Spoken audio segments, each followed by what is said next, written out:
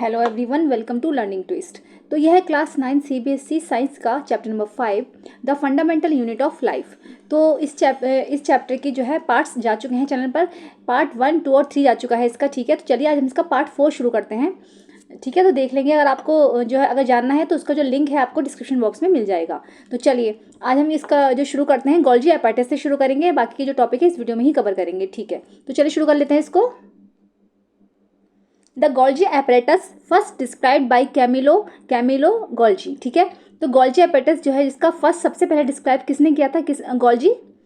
Camillo Golgi ने। ठीक है, तो इन्हीं के नाम पर गोल्जी apparatus का नाम पड़ा। Consist of a system of membrane, उन्होंने बताया था कि एक मेम्ब्रेन का सिस्टम होता है जिसमें मेम्ब्रेन्स जो होती हैं वो आपस में जुड़ी रहती हैं। और वो कैसे जुड़ी रहती हैं? वो पैरेलल होती हैं एक दूसरे के। ठीक है, और एक ऐसा जैसे सेक्स टाइप का स्ट्रक्चर बनाती है, फ्लैटन स्ट्रक्चर्स, यानी कि एक बोरी जैसी संरचना बनाती है। जैसे बोरा जैसे होता है थैला वगैरह, इस तरीके का एक स्ट्रक्चर बनाती है पैरेलल ज्वाइंट होकर। जैसे इस तरीके से वो ज्वाइंट होती हैं। ऐसे करके जैसे ये होती हैं। क्या हो रहा है? ऐसे ये बन गया। ऐसे करके ना, मतलब जो है ये बोरे जैसी जो है संरचना इसकी बनती है। ठीक है, तो अब जो ये सैक जैसी संरचना बनी ना, जो स्ट्रक्चर बना बोरे जैसा बना एक थैले की तरह, तो इसको जो हम क्या parallel to each other in stacks, तो स्टैक्स में होते हैं जिनको कि हम सिस्टर्न्स बोलते हैं। क्या बोलते हैं इनको? सिस्टर्न्स बोला जाता है। These membranes often have connection with the membranes of ER and the therefore constitute another portion of a complex cellular membrane system। तो इस जो मेम्ब्रेन्स होते हैं ये एक दूसरे के पैरेलल होते हैं, तो इनका जो कनेक्शन होता है वो ER से होता है। जो एंडोप्लाज्मिक रेटिकुलम पढ़ाया था ना पहले वीडियोस में, तो एंडोप्लाज्मिक रेटिकुलम से इसका संबंध होता है। और जो ये एक दूसरे से जो है कॉम्प्लेक्स सेलुलर मेम्ब्रेन सिस्टम से जुड़े रहते हैं। मतलब ये जो मेम्ब्रेन्स होती हैं आपस में एक दूसरे के पैरेलल होती हैं और ये एक दूसरे से जुड़ी रहती हैं। The material synthesis near the ER is packaging and dispatch the various targets inside and outside the cell through the Golgi apparatus. तो गोल्जी एपेटाइटिस के थ्रू क्या होता है? जितना भी मटेरियल होता है, जितना कि वेस्ट मटेरियल्स है ना, इसमें क्या होता है? जो एंडोप्लाज्मिक रेटिकुलम होता है ये पैकेजिंग का काम करता है, पैकेजिंग का और डिस्पैच करने का काम करता है। जैसे कि जो यूजफुल मटेरियल है वो उसको अपने अंदर पैक कर लेगा और जो वेस्ट मटेरियल है उसको डिस्पैच कर दिया जाएगा बाहर की साइड। तो गोल्जी एपेटाइटिस के थ्रू ही होता है ये काम। तो its function include the storage, modification and packaging of products in vesicles. तो इसका जो फंक्शन है गोल्जी एपेटाइटिस का क्या काम है? अगर आ जाए कि इसका फंक्शन बताइए, तो इसका फंक्शन ये है कि ये जो है पैकेजिंग का काम करता है, डिस्पैचिंग का काम करता है, जो वेस्ट मटेरियल होते हैं उसको डिस्पैच करता है। ठीक है, तो और क्या करता है? ये स्टोरेज का काम करता है। जैसे ये बोरी जैसी संरचना बनी ना, स्ट्रक्चर जो होता है इसका, जो मेम्ब्रेन्स ज्वाइंट होते हैं, तो उसमें क्या होता है? स्टोरेज होता है। स्टोरेज मॉडिफिकेशन का काम करता है और packaging of products in vesicles, और वेसिकल्स में जो है प्रोडक्ट्स का पैकेजिंग भी करता है। इन सम केसेस, कुछ केसेस में क्या होता है? कॉम्प्लेक्स शुगर्स में be made from simple sugars in the Golgi apparatus. कुछ केसेस में क्या होता है? कॉम्प्लेक्स शुगर्स भी बनाई जा सकती है सिंपल शुगर से गोल्जी एपेटाइटिस में। ठीक है, the Golgi apparatus is also involve in the formation of lysosome. अब गोल्जी एपेटाइटिस का एक काम और भी है, ये लाइसोसोम के फॉर्मेशन में भी हेल्प करता है। लाइसोसोम का फॉर्मेशन यहीं पर होता है। अब लाइसोसोम्स क्या है इसके बारे में हम देखेंगे। जैसे राइबोसोम्स थे एंडोप्लाज्मिक रेटिकुलम में, वो प्रोटीन संश्लेषण का काम करते थे, उनसे प्रोटीन बनता है ना, प्रोटीन बहुत ज़्यादा बनाते हैं वो। ऐसे ही लाइसोसोम से, लाइसोसोम का क्या वर्क है? तो ये देखिएगा आप, ये कैमिलियो गोल्जी हैं। इनके बारे में अगर आपको जानना है तो आप लोग ये खुद देख लीजिएगा। ठीक है, ये जैसे एग्जाम पॉइंट ऑफ व्यू से ज़्यादा इंपॉर्टेंट नहीं है तो मैं इसको नहीं देख रही हूँ। ठीक है, चलिए तो लाइसोसोम देख लेते हैं। लाइसोसोम जो है structurally lysosomes are membrane bound sacs filled with digestive enzymes. अब इसमें क्या होता है? ये भी मेम्ब्रेन के थ्रू ही होते हैं, मेम्ब्रेन जैसे ही होते हैं, लेकिन इसमें क्या होता है? इसमें डाइजेस्टिव एंजाइम्स भरे होते हैं, पाचन तंत्र वाले एंजाइम्स इसके अंदर भरे रहते हैं। तो these enzymes are made up by RER। अब ये जो एंजाइम्स होते हैं ये किसके द्वारा बनते हैं? RER के द्वारा, रफ एंडोप्लाज्मिक रेटिकुलम के द्वारा। तो lysosomes are a kind of waste disposal system of the cell. अब लाइसोसोम जो है एक तरीके का वेस्ट डिस्पोजल सिस्टम है, क्योंकि उसमें डाइजेशन के एंजाइम बनते हैं। तो जब वो फूड का पाचन कर देते हैं तो उसके बाद जो है वो शरीर से उसको बाहर निकाल देते हैं। These help to keep the cell clean by digesting. तो इसकी मदद से शरीर को ना, सेल को क्लीन करा जा सकता है। सेल जो है क्लीन रहता है डाइजेस्टिंग के द्वारा any foreign material as well as worn out cell organelles. और अगर कोई वैसा भी मटेरियल्स बन रहा है शरीर में, वेस्ट मटेरियल्स बन रहा है, तो उसको ऑर्गेनिल्स के द्वारा, सेल ऑर्गेनिल्स के द्वारा बाहर निकाल दिया जाता है। Foreign materials entering the cell such is bacteria और फूड। जैसे ही कोई फॉरेन मटेरियल्स शरीर में प्रवेश करता है, सेल में प्रवेश करता है, जैसे कि बैक्टीरिया या फिर खाना, as well as old organelle end up in the lysosome. तो जो पुराने ऑर्गेनिल्स हो जाते हैं तो लाइसोसोम जो है उनको एंड कर देता है, which break complex substances into the simplest, जो कि टूट कर कॉम्प्लेक्स सब्सटेंसेस टूट टूट कर छोटे छोटे कॉम्प्लेक्सेस में बढ़ जाता है। मतलब जैसे कोई चीज़ अगर शरीर में वेस्ट हो रही है, सेल्स में अगर वो चीज़ आई है, जैसे खाना ही है मान लीजिए, फिर कुछ बैक्टीरियाज हैं वो वेस्ट हो रहे हैं, तो उसको वो सिंपल सब्सटेंसेज में तोड़ देगा, तोड़ तोड़ कर शरीर को उससे बाहर निकाल देगा। तो lysosome are able to do this because they contain powerful digestive enzymes capable of breaking down all organic material.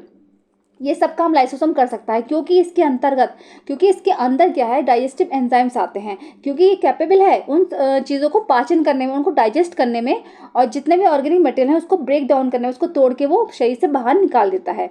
For example during the disturbance in cellular metabolism, for example when the cell gets damage, कई बार ऐसा होता है कि जैसे अगर example के through बताया जाए कि अगर जैसे कई बार सेल डैमेज हो जाती है लाइसोसोम में बस, तो जैसे सेल डैमेज होगी लाइसोसोम एकदम से फट जाएगा and the enzymes digest their own cell, और जो एंजाइम्स निकलेंगे ना लाइसोसोम से वो सेल को खा जाएंगे, मतलब सेल पूरी नष्ट हो जाएगी। अगर कोई सेल डैमेज हो गई है तो लाइसोसोम अपने आप फट जाएगा और जितने भी डाइजेस्टिव एंजाइम है वो सेल को जो है डाइजेस्ट कर लेंगे। Therefore lysosome are also known as the suicide bags of a cell, इसीलिए लाइसोसोम्स को सेल का सुसाइड बैग भी कहा जाता है। अगर ये क्वेश्चन आ जाए कि क्यों कहा जाता है, तो इसीलिए कहा जाता है क्योंकि जैसे अगर कोई सेल डैमेज हो जाएगी तो लाइसोसोम बस्ट हो जाते हैं और जो डाइजेस्टिव एंजाइम उसके अंदर से निकलते हैं वो सेल को डाइजेस्ट कर लेते हैं, इसीलिए लाइसोसोम्स को जो है सेल का सुसाइड बैग्स भी कहा जाता है। तो लाइसोसोम्स के बारे में भी हमने जान लिया है। तो ये जितने भी टॉपिक है ना बहुत इंपॉर्टेंट है, ठीक है। तो एग्जाम में इनके बारे में पता होना चाहिए, किसको क्या कहा जाता है, किसका जो फंक्शन क्या है, तो सॉरी ये चीज़ें हमें पता होनी चाहिए, ठीक है। तो अब हम माइटोकॉन्ड्रिया का देखेंगे, ये भी बहुत इंपॉर्टेंट है। माइटोकॉन्ड्रिया क्या है इसके बारे में देखेंगे। Mitochondria are known as the powerhouse of the cell, mitochondria को जो है सेल का पावर हाउस कहा जाता है। क्यों? Mitochondria have 2 membrane covering, mitochondria में 2 मेम्ब्रेन की कवरिंग्स होती हैं। The outer membrane is porous while the inner membrane is deeply folded, इसकी जो बाहर की जो मेम्ब्रेन है ना वो पोरस होती है, छोटे छोटे छेद होते हैं उसके ऊपर, और जो अंदर की मेम्ब्रेन होती है वो डीपली फोल्डेड होती है। These folds increase surface area for ATP generating chemical reaction. तो क्या होता है जब ये फोल्ड होते हैं ना, फोल्डेड होती है इसकी जो लेयर होती है, तो इससे क्या, फोल्ड होने से क्या होता है, ये सरफेस एरिया बढ़ जाता है इसका, और जिसमें कि एटीपी बनता है केमिकल रिएक्शंस के लिए, ठीक है। तो the energy required for various chemical activities needed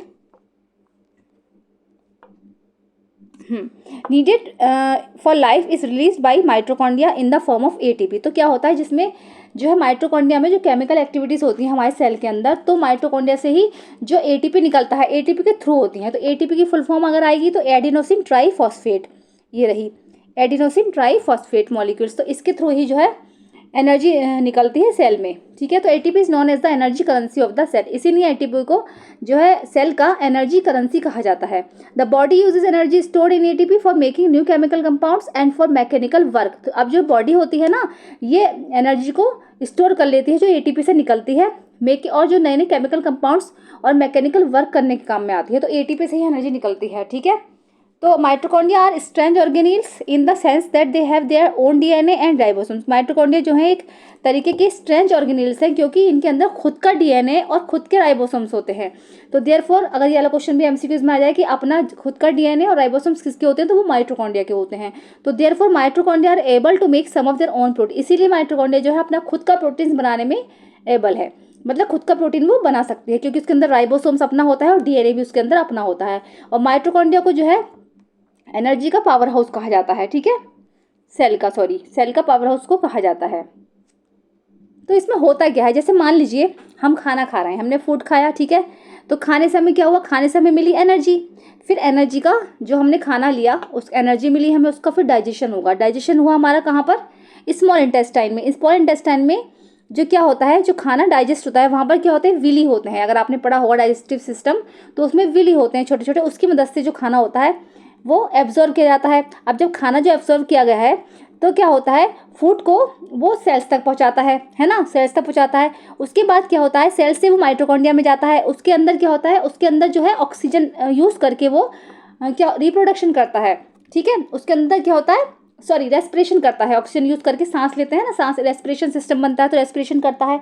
तो वहाँ पर क्या होता है, जब रेस्पिरेशन के थ्रू एटीपी बनाया गया है, ठीक है, रेस्पिरेशन जब हुआ तो वहाँ पर एटीपी बनी, माइटोकॉन्ड्रिया से जब एटीपी बनी तो वहाँ पर क्या है, वहाँ पर एटीपी यूज़ होगा, ठीक है। जितनी भी अंदर जो सेल के अंदर एक्टिविटीज़ होंगी वो सब एटीपी के द्वारा एनर्जी मिलेगी इसको, तभी वो सारी एक्टिविटीज़ जो है सेल के अंदर हो पाती हैं, क्योंकि रेस्पिरेशन हुआ, रेस्पिरेशन के थ्रू एटीपी बना, ऑक्सीजन के थ्रू एटीपी बना, तो एटीपी से क्या होता है, एटीपी से ही सारी जो है बॉडी की जो हमारी सारी एक्टिविटीज़ हैं, जो सेल की एक्टिविटीज़ हैं वो कर पाते हैं। तो माइटोकॉन्ड्रिया का जो एटीपी है उसका यही काम है। ठीक है, चलिए अब नेक्स्ट आएगा इसमें प्लास्टिड्स। प्लास्टिड्स क्या है, इनको देख लेंगे। Plastids are present only in plant cells, ये केवल प्लांट सेल्स में ही होते हैं। There are 2 types of plastids, chromoplast, coloured plastids कौन से होते हैं, वो क्रोमोप्लास्ट होते हैं, और ल्यूकोप्लास्ट होते हैं वाइट और कलरलेस प्लास्टिड्स। ये याद रखना आप कितने तरीके के होते हैं, और कलरफुल कौन से होते हैं और कलरलेस कौन से होते हैं। Chromoplast containing the pigment chlorophyll are known as chloroplast. Chloroplast जो होता है, chromoplast containing the pigment, chromoplast होता है सॉरी, क्रोमोप्लास्ट जो होते हैं वो ग्रीन कलर के क्यों होते हैं, क्योंकि उसके अंदर एक तरीके का पिगमेंट भरा रहता है क्लोरोफिल, इसकी वजह से ग्रीन कलर के होते हैं। तो chloroplast are important for photosynthesis in plants. अब ये जो है फोटोसिंथेसिस होता है ना प्लांट्स में, उसके लिए काम में आते हैं। Chloroplast also contain various yellow और orange pigments in addition to the chlorophyll. अब क्लोरोप्लास्ट में क्या होता है, कई बार येलो ऑरेंज कलर के पिगमेंट्स भी होता है क्लोरोफिल के साथ साथ। जैसे आपने देखा हो किसी किसी पेड़ के पत्ते पर्पल दिखाई देते हैं, है ना, ज़्यादा डार्क ग्रीनिश से दिखाई देते हैं, तो ये सब जो होता है ये पिगमेंट के कारण होता है। Leucoplast are primary organelles in which materials such as starch, oils and proteins granules are stored. ऐसे ही क्रोमोप्लास्ट के बारे में हमने देख लिया, ऐसे ही होता है ल्यूकोप्लास्ट। ये होते हैं वाइट और कलरलेस। तो इसके अंदर क्या होता है, स्टार्च होता है, ऑयल्स होता है, प्रोटीन्स ग्रेन्यूल्स जो है इसके अंदर स्टोर्ड होते हैं। The internal organisation of the chloroplast consist of numerous membrane layers embedded in a material called the stroma. अब क्या है, जो इंटरनल ऑर्गेनाइजेशन है क्लोरोप्लास्ट का, ठीक है, वो एक न्यूमरस मेम्ब्रेन के थ्रू लेयर्स में बटा हुआ होता है जिसको कहा जाता है स्टोरोमा। ठीक है, तो these are similar to mitochondria, ये भी माइटोकॉन्ड्रिया की बिल्कुल तरह ही होता है, क्योंकि इसमें खुद का इन external like the mitochondria plastids also have their own DNA and ribosomes. ठीक है, याद रखना ये भी, क्योंकि इसमें भी माइटोकॉन्ड्रिया की तरह ही अपना डीएनए और अपना राइबोसोम्स होता है। ठीक है, चलिए आगे देखेंगे। नेक्स्ट टॉपिक आएगा हमारा vacuoles. Vacuoles are storage sacs for solid और लिक्विड कंटेंट्स। ये भी क्या होता है, एक तरीके के थैले की तरह ही होते हैं, इसमें सॉलिड और लिक्विड्स कंटेंट्स भरा होता है। Vacuoles are smaller size in animal cells and plant cells have very large vacuoles. Animals में ये बहुत छोटे छोटे साइज के होते हैं, लेकिन प्लांट सेल्स में बहुत बड़े साइज के होते हैं। The central vacuole of some plant cells में ऑक्यूपाई 50 से 90% ऑफ द सेल वॉल्यूम। जो सेंट्रल वैक्यूल होता है कुछ प्लांट्स में, वो लगभग सेल वॉल्यूम का 50 से 90% तक होता है। इतने बड़े बड़े जो हैं वैक्यूल्स होते हैं।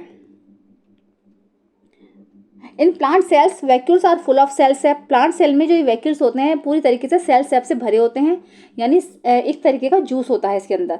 And provide turgidity and rigidity of the cell, और जो कि सेल को मजबूती और जो है दृढ़ता प्रदान करते हैं। Many substances of importance in the life of the plant cell are stored in vacuoles. Plant cell में क्या होता है, वैक्यूल्स में बहुत सारे इंपॉर्टेंट सब्सटेंस, प्लांट के जो इंपॉर्टेंट सब्सटेंस होते हैं वो सब वैक्यूल्स के अंदर स्टोर्ड होते हैं। दीज इंक्लूड जिसमें कि क्या क्या होते हैं, अमीनो एसिड्स होता है इसमें, शुगर्स हो गई, various organic acids and some proteins in single celled organism like, जैसे कि क्या होता है सिंगल सेल ऑर्गेनिज्म में, अमीबा में क्या होता है, जब फूड वैक्यूल्स होते हैं ना उसके अंदर खाना इकट्ठा होता है, तो जब जरूरत पड़ती है तो जो अमीबा जो है उस खाने को यूज़ कर लेता है, जो उसके फूड वैक्यूल्स में होता है। In some unicellular organism specialised vacuoles also play important roles in expelling excess water and some waste from the cell. और कुछ यूनिसेलुलर ऑर्गेनिज्म है उसमें ऐसा है, उसमें जो वैक्यूल्स है वो एक इंपॉर्टेंट रोल निभाते हैं, उसमें वेस्ट इकट्ठा होता रहता है, और जो पानी एक्सेस वाटर होता है वो भी उसके अंदर इकट्ठा रहता है। सेल का जो एक्सेस वाटर है और जो वेस्ट मटेरियल है वो वैक्यूल्स में ही इकट्ठा होता है। तो वैक्यूल्स एक तरीके से स्टोरेज टैंक समझ लीजिए, इस तरीके से बोल लीजिए। फिर सैक होता है ना, बोरी की तरह, थैले की तरह एक संरचना होती है, इसमें सामान इकट्ठा होता है। ठीक है, चलिए आगे देखेंगे। Each cell thus acquires its structure and ability to function because of the organisation of its membrane and organelles in specific ways. जितने भी सेल हैं, हर सेल का स्ट्रक्चर के हिसाब से, उसके फंक्शन के हिसाब से जो है, जो ऑर्गेनाइजेशन होता है उसकी मेम्ब्रेन के हिसाब से, ऑर्गेनेल्स के हिसाब से वो अलग अलग वेज में होता है। The cell thus has a basic structure organisation, इसीलिए सेल को जो है बेसिक स्ट्रक्चर ऑर्गेनाइजेशन कहा जाता है। This help the cells to perform functions like respiration, obtaining nutrition and clearing of waste material और फॉर्मिंग न्यू प्रोटीन। इसी की सहायता से सेल में क्या होता है, जो सेल ऑर्गेनेल्स होते हैं, है ना, सेल मेम्ब्रेन होती हैं, इनकी सहायता से सेल में क्या होते हैं, अलग अलग तरीके के फंक्शंस होते हैं, जैसे कि रेस्पिरेशन होता है, सांस लेते हैं, ऑब्टेनिंग न्यूट्रिशन होता है ना, and clearing of waste material क्या होता है, न्यूट्रिशन होता है है ना, पोषण मिलता है, मतलब जो वेस्ट मटेरियल है वो भी साफ क्लियरिंग होता है, और फॉर्मिंग न्यू प्रोटीन, और नया नया प्रोटीन्स बनता है, सब जो है सेल ऑर्गेनेल्स की वजह से ही होता है। इसीलिए cell is the fundamental structural unit of living organism, इसीलिए सेल को लिविंग ऑर्गेनिज्म का फंडामेंटल स्ट्रक्चरल यूनिट कहा जाता है। It is also the basic functional unit of life, इसीलिए ये एक जो है लाइफ का बेसिक फंक्शनल यूनिट है सेल। चलिए नेक्स्ट टॉपिक आएगा सेल डिवीजन। सेल डिवीजन भी देख लेते हैं। New cells are formed in organism in order to grow. ठीक है, नए नए सेल्स जो होते हैं वो ऑर्गेनिज्म में बनते हैं, जैसे कि उनका ग्रोथ होती है, ग्रो हुए, रिप्लेस ओल्ड हुए, जैसे कि ओल्ड हो गए तो उनको रिप्लेस कर दिया गया, डेड एंड इंजर्ड सेल, जैसे कि डेड हो गए या फिर जो इंजर्ड सेल्स होते हैं उनको रिप्लेस कर दिया जाता है, ग्रो हो जाती है उनकी। And to form gametes required for reproduction, और क्या होता है बाद में वो उनका जो गैमेट्स में वो परिवर्तित हो जाते हैं जिससे कि रिप्रोडक्शन होता है। The process by which new cells are made is called cell division, और जो ये प्रोसेस होता है जिसमें कि सेल जो है नए सेल्स में डिवाइड होती है उसको कहा जाता है सेल डिवीजन। तो there are two main types of cell division. कितने तरीके के होते हैं ये याद रखना, माइटोसिस और मियोसिस। तो the process of cell division by which most of the cells divide for growth is called mitosis. ऐसा प्रोसेस जिसमें जब सेल डिवीजन होता है तो जितनी भी सेल्स है ना वो डिवाइड हो जाती हैं ग्रोथ के लिए, तो वो कहा जाता है mitosis. In this process each cell called mother cell. इस प्रोसेस में क्या होता है, पहले तो आप इसकी डेफिनेशन अच्छे से याद करना, ठीक है। The process of cell division by which most of the cells divide for growth, ऐसा प्रोसेस सेल डिवीजन का जिसमें कि सेल जो है ग्रोथ के लिए डिवाइड होती हैं उसको कहा जाता है माइटोसिस। और इस प्रोसेस में क्या होता है, जो मदर सेल्स होती है ना, ये रही जो मदर सेल्स होती है वो डिवाइड, ये है मदर सेल्स, ठीक है, डिवाइड हो जाती है किसमें, दो डॉटर सेल्स में डिवाइड हो जाती है। तो इसमें क्या होता है, इसमें क्रोमोसोम्स होते हैं, तो क्रोमोसोम्स इसमें इतने ही, जितने क्रोमोसोम्स इस मदर सेल्स में होते हैं ना उतने ही क्रोमोसोम्स जो हैं डॉटर सेल्स में होंगे, ठीक है, समान होते हैं इसमें। तो divides the form two identical daughter cells. The daughter cells have the same number of chromosomes as the mother cell. इस टाइप के क्वेश्चन में पूछ लेते हैं, जैसे कि डॉटर सेल्स में मदर सेल्स में जितने क्रोमोसोम्स हैं क्या डॉटर सेल्स में भी उतने ही, तो कितने होते हैं, तो उतने ही होते हैं जितने कि मदर सेल्स में हैं। It helps in growth and repair of tissues in organism. ये क्या करते हैं, ये जो है ग्रोथ के काम आते हैं और जो है टिश्यूज़ की रिपेयरिंग के काम में आते हैं ऑर्गेनिजम्स की। Specific cells of reproductive organs और tissues in animals and plants divide to form gametes. दूसरे तरीके का जो रिप्रोडक्शन होता है ऑर्गन्स में और टिश्यू के थ्रू एनिमल्स और प्लांट्स में, वो गैमेट्स में होता है। Which after fertilisation give rise to offspring, जिसमें कि जो कि फर्टिलाइजेशन के बाद होता है, ठीक है। तो दे डिवाइड बाय अ, जो कि दूसरे प्रोसेस के थ्रू होता है जिसको कि मियोसिस कहा जाता है। इसमें क्या होता है, दो कॉन्जिक्यूटिव डिविजन्स इन्वॉल्व होते हैं। When a cell divides by meiosis it produce 4 new cells instead of just 2। इसमें क्या होता है, जब जो है सेल डिवाइड होता है, जैसे मदर सेल डिवाइड हुआ, ठीक है, तो इसमें क्या होता है, इसमें मदर सेल जब डिवाइड हुआ तो 2 में डिवाइड हुआ है ना, वो तो ये बाद में 2 डिवाइड होकर ये 4 में डिवाइड हो जाएगा। तो इसमें क्या होगा, मदर सेल्स की जो क्रोमोसोम्स है इसमें बराबर है, इसमें बराबर है, लेकिन इसमें इसका हाफ हो जाएगा, इसमें जो हाफ ऑफ पहुँचेंगे, ठीक है। क्योंकि क्या होता है, जैसे कि फादर का स्पर्म है, मान लीजिए फादर का स्पर्म और मदर के ओवम से मिला, फर्टिलाइजेशन हुआ दोनों का, तो क्या हुआ, जब उनके जो क्रोमोसोम्स बटे, क्रोमोसोम जब बटे तो वो हाफ ऑफ क्रोमोसोम्स में बटे, दोनों मिलकर जब हाफ ऑफ क्रोमोसोम बटे तो हाफ ऑफ करके वो एक जब पूरा क्रोमोसोम्स बन गया, तो इसलिए जो इसकी संख्या जो होती है ना वो हाफ हो जाती है। माइटोसिस में मदर में सेल्स में जितने होते हैं वो क्रोमोसोम्स उतने ही डॉटर सेल्स में होते हैं, लेकिन मियोसिस में बिल्कुल हाफ रह जाते हैं यहाँ पर आकर, ठीक है, बिल्कुल वो हाफ हो जाते हैं।